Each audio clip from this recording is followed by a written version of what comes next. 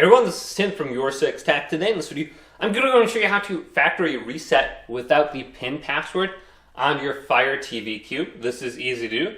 So just on the home screen here, let's scroll on over to Settings. Then go on down to My Fire TV. Then let's go to Factory Defaults right here and just reset everything. Now it's going to bring open the PIN. And if you remember the PIN, good, type it in. But if we do not know the PIN, press the back button.